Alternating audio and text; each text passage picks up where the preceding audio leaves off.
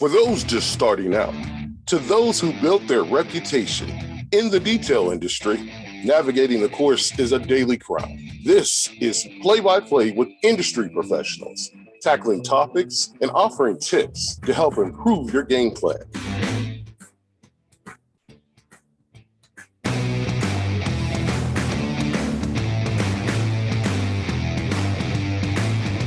Now, here's your play-by-play.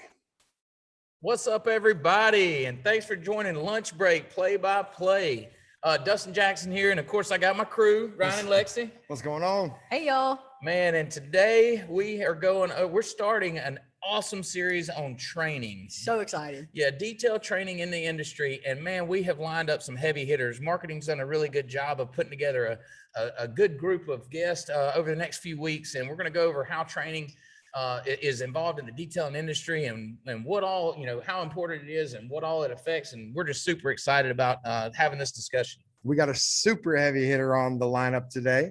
One and only Mike Phillips, who, if you're in this industry, then you know this man. He's been doing this since 1987, and he is a legend in this industry and probably has more knowledge than just about everybody, that we know. He really does. I mean, I know when I first started, I was following him, and the wealth of knowledge that I gained just from all the stuff that he's given to the industry, I tell you, it's worth its weight in gold. And if you're not following him and you're in the detailing industry, you really need to figure out a way too, because he's just a wealth of knowledge.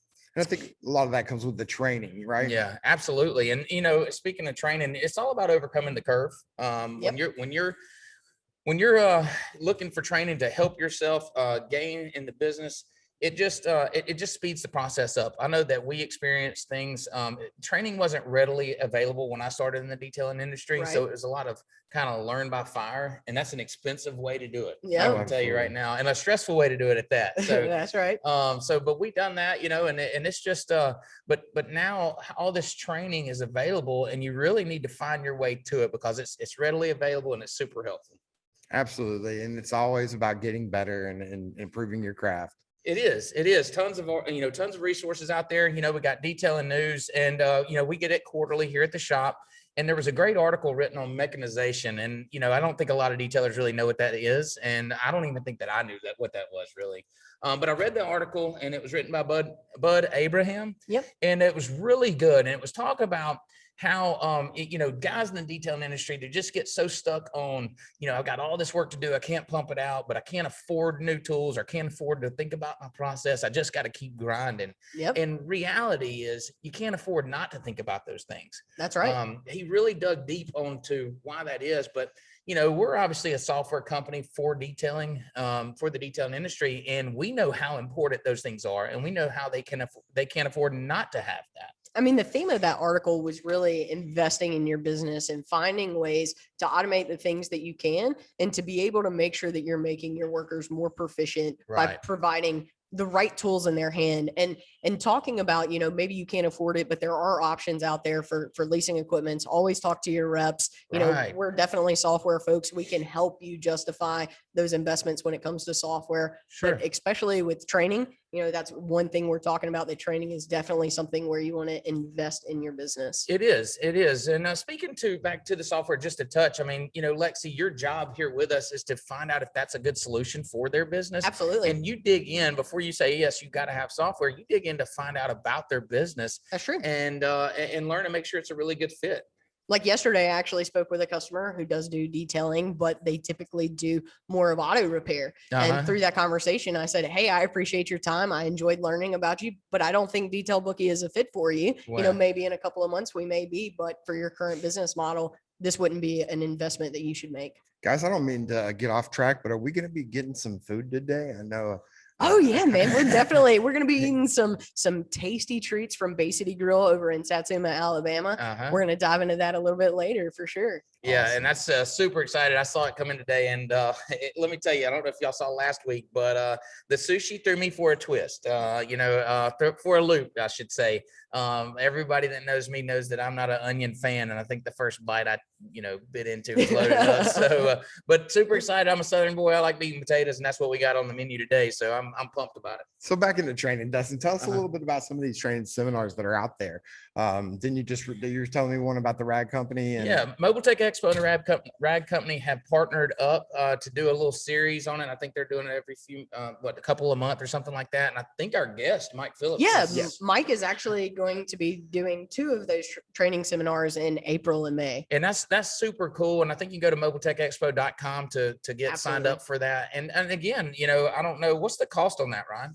I believe it's about $350. Free 99? You mean free, Ryan? Like free. 100% off. Dude, that's wow. And listen, that's what we're talking about. I mean, training now is just so readily available at your fingertips with the internet and YouTube and all these articles and forums. And I know that Mike does a great job. I mean, with Auto Geek, and they have a ton of stuff out there. So, if you're winging it in the detailing industry now, you're really doing that like you shouldn't be. You don't have to do. You don't have to do that anymore. Stuff is so readily available. So it's exciting. It's a great time. And I'm pumped about this series, and I'm pumped about everybody that's coming on.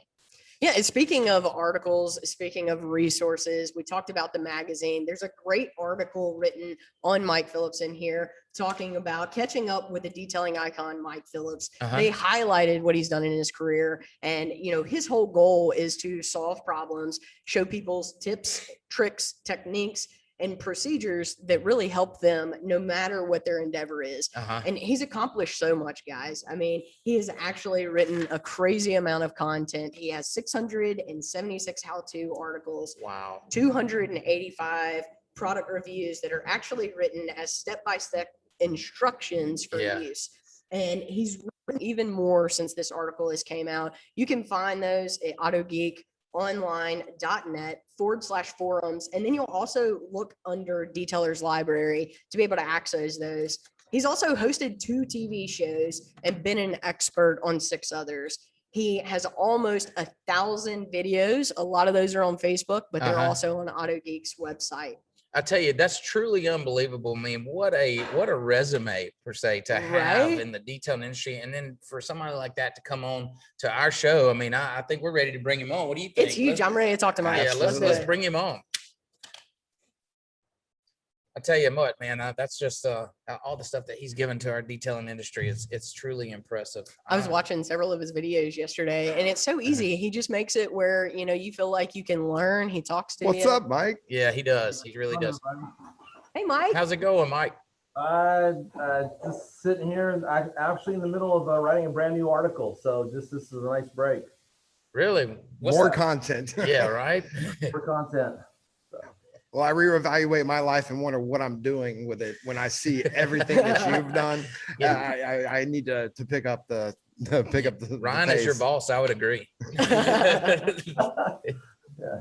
Well, the hard part was actually detailing the car. So now just processing the pictures and adding the words is, sitting in an air conditioned office. That's the easy part. Yeah. Is that what the article's on? Is it written on a detail that you're doing to a car? Yeah. It's a 2001 Corvette I detailed last week. And what's almost hard for me to believe is I'm looking at this Corvette and I'm going, gee, this thing's 21 years old. A lot of car clubs would categorize that as a classic or an antique, Yeah. Some car clubs go by 20 years, some go by 25 years, but to stand there and look at it, you wouldn't even think it was an antique. It's just so well kept, and it was but it's a special article. So that's awesome. Looking forward to it. Cool. How did you get started? I mean, let's get down to the basics. I know you've been detailing since '87. Just tell us a little bit about your introduction to the industry. Well, I always tell people I started out just like most other guys and girls in the industry, and that's taking care of mom and dad's cars. Only in my case, it was taking care of dad's boat. I'm originally from Oregon. It rains 9 months out of the year there. In the summer it rains. We call that liquid sunshine. And but the kickoff for summer or the camping season is always Memorial Day weekend, for a lot of people. Mm-hmm. And so about a month before that, as I was growing up, we're talking age 5, age 6, age 7, somewhere in that time range. I knew that one of the traditions was to get the boat out of mothballs, and get the camper going and the dirt bikes and get everything ready to go camping Memorial Day weekend. And I slowly just took over the job of getting the boat ready because that's what I was most interested in, is getting the boat for water skiing and for fishing. Yeah. And so I took, boats oxidized. This had vinyl seats, a plexiglass windshield, and all three of these things just from sitting would tend to oxidize, get mold on them, mildew, and I just kind of took over that aspect. And then growing up, then somehow I got involved in building model cars, and then blowing them up with firecrackers and lighting them on fire with gas, shooting them with the BB gun. Yeah. I think then it progressed to reading Street Rod and Hot Rod magazine, Muscle Car magazine. And then at the age of 15, I actually bought my first car. It was a Model T Hot Rod. And Wow. I cannot remember how I even found this or how I talked my dad into renting a car hauling trailer and going out to this farm and hooking a rope up to it and pulling it out of this barn and then dragging it home. Where then I took over the garage, and my mom and dad's cars never saw the garage again from that day forward. You must have been very convincing. I can just see that conversation with my parents. Yeah, the saddest thing is, and I don't blame my mom and dad, because back then we didn't have digital cameras, but I don't have a single picture of that first car. I had got pictures of my second car, but yeah, it was an interesting car. It was a former quarter mile race car. It had a 283 with a 6-pack, a Model T bucket, and I mean, it was just a traditional 1960s quarter mile race car with all the go fast. It had a 6-pack carburetor system on it. It had a Packard 4-speed. It had a 2-speed Ford rear end. I mean, it was really someone's pride and joy at one time, and it just went downhill. It got put up for sale, and I became the next owner of it. That's a hell of a first car, I'd say. For sure. But that's how I got into the car aspect. And then, of course, in high school, I took auto shop, and you learn how to rebuild engines primarily and other aspects of the car. And then I always like doing all my own mechanical work. I don't mind assembling engines. I don't assemble trannies. I've put in shift kits before, but that's as far as I like to go with the transmissions. But just about any other aspect of a vehicle, I feel confident taking it apart, rebuilding it, putting it back together again.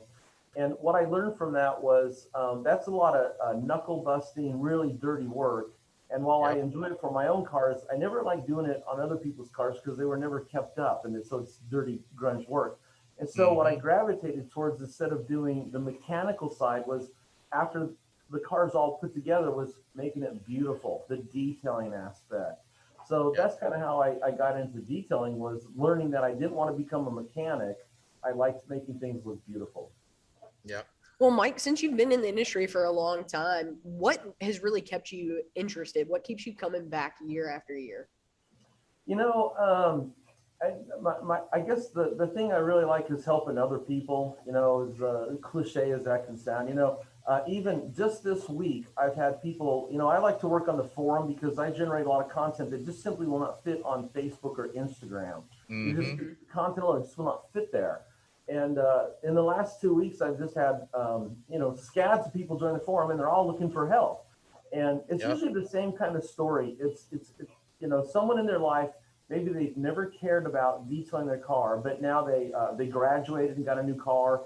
They got that raise, moved up the ladder, and spoiled themselves and bought a new car. They retired and bought their dream car, or they finally finished building that street rod that they had in high school. Now they're older and they're restoring. There's some kind of story involved where they didn't care about detailing in the past, but now they care, and they're looking for accurate information, helpful information. Right. And when I got started, this would be back in the 70s. We didn't have the internet, and there just was no good universal resources for accurate information. You usually asked your dad, if you had a dad that was in the cars. You asked your shop teacher, or the guys behind the parts counter at the automotive store, where you'd buy your car wax back then. And everybody did their best, but the information that was available was just as archaic as the products back then. So I have empathy for people that get to that position in life where now they want to do it. They want to do it right the first time, and they don't want to waste money. And so I like to, because I've been through that myself when I got into this, that I like to help them just flatten out the learning curve. Yeah. And, I know in a lot of these Facebook groups, I'm sure that I don't know if you follow them or not, but if you go on there and ask questions, there's it's like going to the vultures and getting attacked. So I think it's more like the lion's den. Yeah. It's brutal. I mean, to see the forum and you guys, how y'all answer, and communicate. It's really nice to have that for the industry, and it should be like that. It Actually should be like registered for that. you. Look, there's lots of smart, intelligent, experienced, skilled people answering questions for newbies in Facebook groups. There is that aspect of people that are keyboard commandos. They're trolls. Trolls. They're just agitating people for sport. And I just don't have the patience for that. And Nope. I just don't have the patience for it. And That's why I love our MVP group that we created for our customers, because now you've actually got industry professionals to ask questions. So for the younger guys that are just starting out that are on the software, they've got, access to, Dustin, Billy Smith from Akron, Pro Detail. I mean, guys that have years and years in the industry. And there's kind of a collective agreement amongst all of us that, hey, we're here to help everybody that's coming up, because we all started at that point where we didn't have a clue what we were doing and we were learning by fire. And I spoke to that earlier. It's a very expensive and very stressful way to learn. So if we can help, flatten that curve for people trying to figure that out and answer questions, that's our, we owe that to the industry. That's how I feel. I agree. Yeah, and that, of course, everybody's got their opinion, and some opinions are right, and some opinions are less right. That's right. So, they're definitely subject. But anyway, I like that aspect of it, helping people. So we didn't all start out as experts. You got any kind of mishaps or any kind of things that you'll never forget in the detailing in the world where you might have messed up or something that you just, that just stuck with you over time? Oh, look, everybody's going to make a mistake, and hopefully it's not an expensive one. Hopefully it's not on someone else's car. It's better to learn on a demo hood or your own vehicle. But yeah, I have, probably one of the, luckily for me, because of my involvement in usually the community I've lived in, and I've owned detail shops in Bellevue, Washington, Seaside, Oregon, and Albany, Oregon, and in all those communities, and also here. But back then, in my early days, there's twice I made a mistake, but I also was great friends with local painters. Yep. So, Yeah. So I learned one of the things I learned. I'm always teaching guys, do not wet sand factory paint. In fact, I just got an email from a major company in the industry, and they want to quote me from one of my articles called "Clear Coats Are Thin." And in that article, I show my thumb and my finger. It's also in one of my how-to books, holding a Post-it note, and it says that the average factory clear coat is thinner than a Post-it note, and a Post-it note is about 3 mils. And the clear coat on your car factory is about 2 mils. And they want to use that quote into something they're generating. And I share that with people because if I go back far enough, when I was in Bellevue, Washington, a gentleman bought a brand new Chevy truck, thought I had way too much oil peel, and I'm thinking, well, I'm pretty good at this. So I said, sure, I can sand that down and buff it out. And the easiest panel to wet sand, cut and buff, or quite frankly, to do anything on is the hood. So I started sanding down the hood, and I started buffing it out, and everything was going great until I got into the corner. And all of a sudden, I'm looking kind of close, and I'm going, that ain't red paint. That's kind of yellow. Yeah, that was primer. And I had to pay to have the hood repainted. And of course, I didn't wet sand. I didn't have anything else sanded. But see, I've already learned the hard lesson about not sanding factory paint. So I try to help young guys, because if you go up on Facebook or Instagram, you always see guys trying to show off wet sanding something, because if you can wet sand, you're the god of detailing. And I get it. But what they haven't done is read that article on Clear Coats Are Thin, or read my other article that's called Factory Paint versus Custom Paint. And people that are new to the industry don't know that when they hear the term wet sanding or color sanding, 95% of that is done on a custom paint job, usually on a custom car. And the paint is thicker, it's softer, and the painter knows it's going to be sanded, so he sprays extra paint on there. And there's just more of a process involved versus if you go out and buy a brand new C8 Corvette, you look at it and go, wow, look at all the orange peel, I think I'll sand that off. Well, here's another article I wrote. This is some of the titles of my articles are really lame, and I apologize for that. It goes like this, and you can type this into Google. Wet sanding removes paint, compounding removes paint, polishing removes a little paint. And pretty soon you're going to go, whoops, and then it's game over. And if you were doing this for money, any profit you would have made is out the window. What's your reputation? So I'm not embarrassed to say that I've made mistakes and had to pay for paint jobs, but that's how you learn, and that's how you're able to share that experience with other people to try to help them not make that mistake. Absolutely. Right. That's exactly how we take it here at our shop. Obviously, we're not all, we're not always perfect and things happen over time. But first of all, you build those relationships to the local, local paint shop. I mean, we have those in place and, it's going to happen. It's inevitable, especially when you're doing a lot of work. But you learn and it's a good way to learn and you will not forget. I know the first time I burned through an edge on some paint and, it's just something that you take home with you and you don't forget. Well, it's called the School of Hard Knocks for a reason. That's And right. I like to share quotes that have a lot of impact. And here's one of my favorites. It's from Eleanor Roosevelt. And it goes like this. Try to learn from other people's mistakes. You may not live long enough to make them all on your own. Oh, wow. That's good. Jeez. That's good. Yeah, Hey, so you that's got why to a lot of my articles are like, that's what the purpose is. Here's how you do it the right way the first time. So you don't have to learn the hard way what not to do. That's right. We got a shout out from the one and only Daryl Lyons. He said, Mike is the legend. And you were the one that ultimately, got him started detailing. And I know there's a ton of guys out there that have that same story, man. So that must feel pretty good. Are you going to be at the Southern Detailers Conference? I'm going to be there. So man, awesome. Fantastic. I look forward to meeting you. Yeah, you'll have to make a stop by our booth. We're going to be there as well. We're looking forward to it.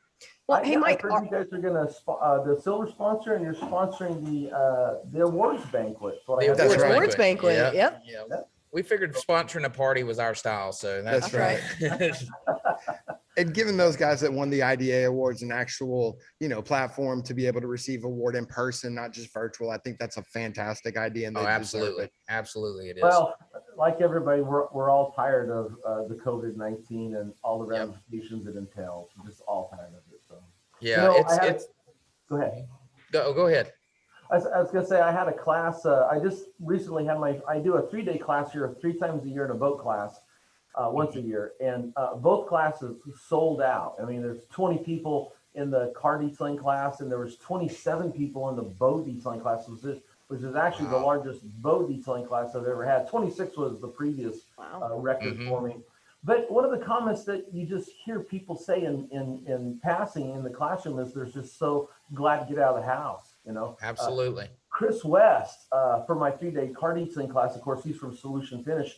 He flew all the way out here from California. Says he was just going stir crazy. Just, California's so locked down. So, going to Southern Detailers Conference, everybody's going to be the same way. They're just ready to get out and be around real people in the real world. They are. I know we hosted a boat show here in Mobile. We're in South Alabama, and we hosted a boat show out by the battleship out on the bay, and the overall feel of the people. They were outside. I mean, everybody was in a much better mood. I mean, it was awesome. I mean, we doubled the attendance we thought we were going to have, and it was just nice. It was nice to see smiling faces. It was nice to see families out, their dogs, and they were just having a great time. And you did that because the city ultimately shut down the boat show that they have every year. Yeah, right? we're big participants in the boat shows, the local boat shows around here. We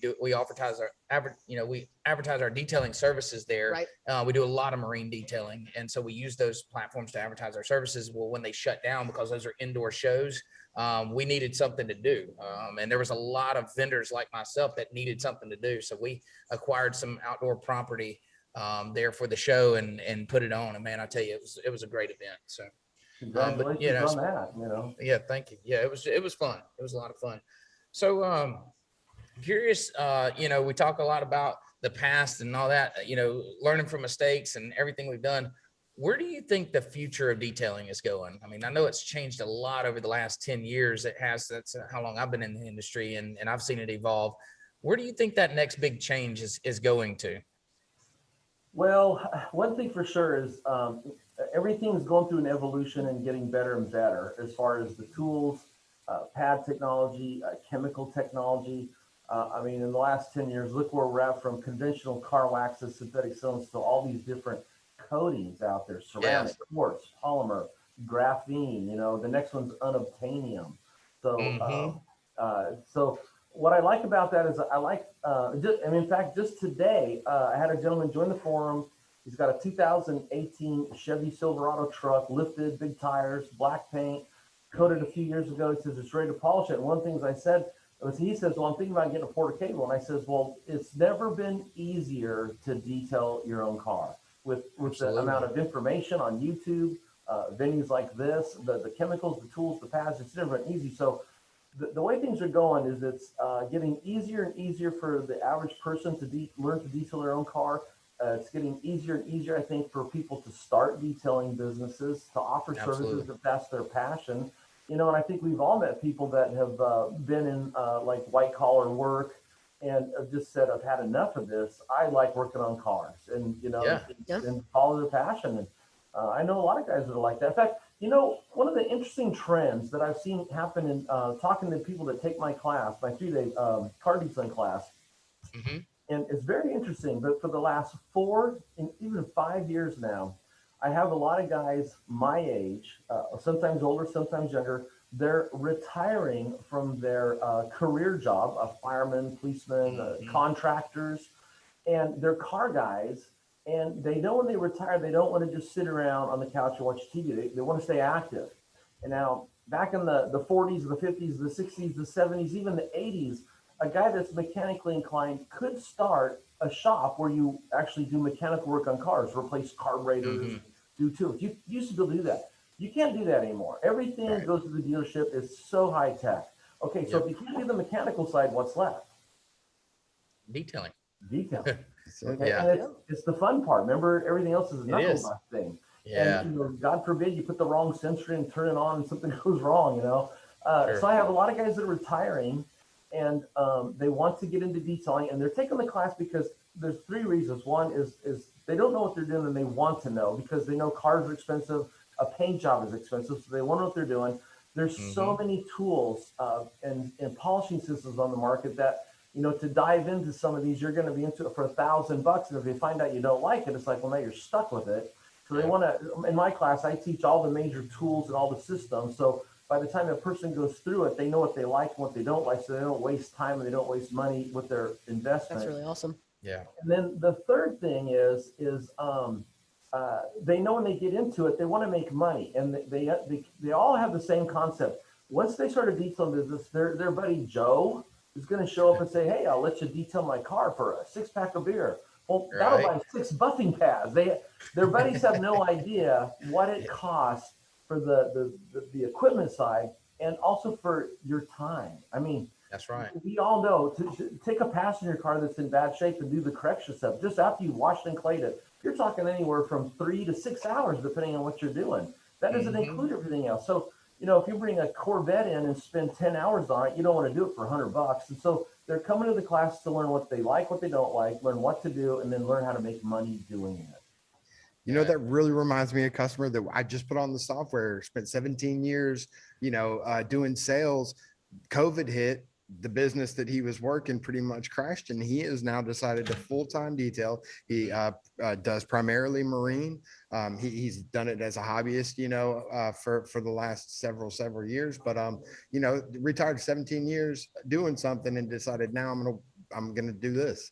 And he's loving it. He's staying, you know, extremely busy.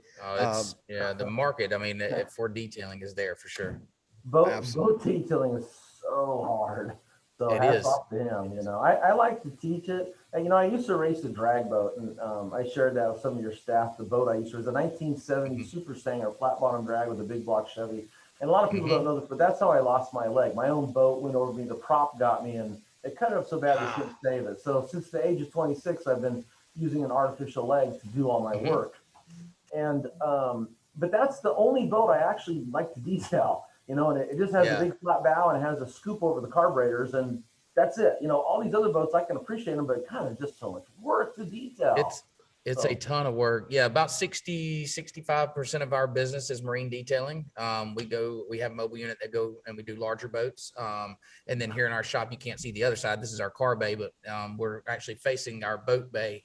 And we're booked out for months on marine detailing. Obviously, it's that time of year, and it's work. It's a lot of work. I mean, our guys, they work their tail off, but it's so rewarding, man, when you polish out one of these 34 center consoles and get it coated out. And I mean, it's just beautiful. I love it. That's where my passion is. It came from boating, and that's why I'm in this industry. Kept all my own stuff clean, but marine detailing, it's so rewarding. You were just saying how much you love polishing pontoons. You said that. No, I did not. So I actually own a pontoon boat now. And of course, my pontoons are polished. And we offered that service for a long time. And we just kind of pulled back the throttle on it. And it's one of those jobs that there's nothing fun about it. It's not glamorous. It's a dirty job, but it's extremely rewarding at the end to see that polished aluminum sanded and polished out. And just, I mean, it's beautiful going down the water. Yeah, I'll admit I've only sanded down and buffed out one pontoon boat. It was for my boat detailing book, and I never want to do it again. I can appreciate the craftsmanship and the different skills and tool sets and the tools themselves, the sanding discs, all that goes into it, and take something that's, as one of my friends says, that's neglected to respected. But yeah, it's so dirty working on aluminum. You know, and I've worked on a ton of aluminum in my life, so I'm pretty familiar with it. You know, I think that's probably the worst part is all, you know, you get covered in this black, just, you know, the polished material, and it gets everywhere. And that's probably one of the things that I disliked the most, because when I'm working, I like clean. I mean, even the boats that come in, they've been sitting under the oak tree for 3 years, you know, and we go through a cleaning process before I'll even get in the boat, you know, before I'll even start to, you know, analyze or see what we want to do to it. We'll go through and do a deep clean of it and get it to where we can see what we're working with. I just can't stand the dirt. Hey, not this year, but the year before, at one of my boat classes, we had a boat that was brought in that was tarped up. And here in Florida, we got these white frogs. I don't know what their species, I don't care. But there's about a dozen of them living under this tarp in the boat, and they were, you know, using it as their bathroom. It was the before and after pictures of, you know, how the class cleaned all that. It was very dramatic, and oh God, it's like gross. That's terrible. That's terrible. Well, Mike, is there anything else that you want to communicate to the audience today? Any kind of special news? Anything you want to talk about to them? You know, just I'm hoping SEMA takes place this year. I mean, we are too. Everybody wants SEMA to take place. Last year, for me and a lot of people, I think I went 16 or 17 years in a row. So I'm really hoping that through the vaccinations and just proper social distancing, whatever it takes, we're able to bring SEMA back this year. And Mobile Tech, both in Orlando, and looking forward to Reno or Nevada, Mobile Tech there. So mostly the trade shows, because that's where the networking takes place. And, you know, the one thing I like about the detailing world is it really attracts high caliber people. The people that do the work have a good work ethic. And so then naturally, when you're out just away from the show or away from the job, it's nice to network or get to know these people because they're such good people, you know. So that's what I like about it. It does not, anybody that gets into detailing is lazy, they don't last. You know, it's a hard job. No, they don't. Nope. No, they don't. We see a lot of them come and go here. But yeah, can definitely speak to that. It'll be my first SEMA, you know, and I cannot be more excited. This last one was supposed to be my first one. So, no, I love SEMA, but for every year I go, here's what I play the part of demo boy. And I don't mind. I just stand in one place and I make black paint look bad. I make black paint look good. And just do it over and over and over again. And there's always just a new crowd of people going, oh, wow, look at that. And what do I buy? Where do I go to buy it? That's right. That's pretty cool. We're definitely looking forward to SEMA. Definitely looking forward to everything we have going on. Mike, can't thank you enough for jumping in here and, you know, telling us your story, telling us where your passion comes from. I know that you were a major influence in my life, catering towards the detailing world. And, you know, want to personally thank you for all the information that you put out, and your investment into the community has just been phenomenal, man. I appreciate you coming on, taking your time and talking to us. And we look forward to meeting you there at the Southern Detailers Conference. Yeah, absolutely. Hey, let's do it. We'll get together and have a cold one. Sounds great, man. Thanks, Mike. Pleasure Thanks a meeting lot, you, Mike. sir. Hey, thanks everybody.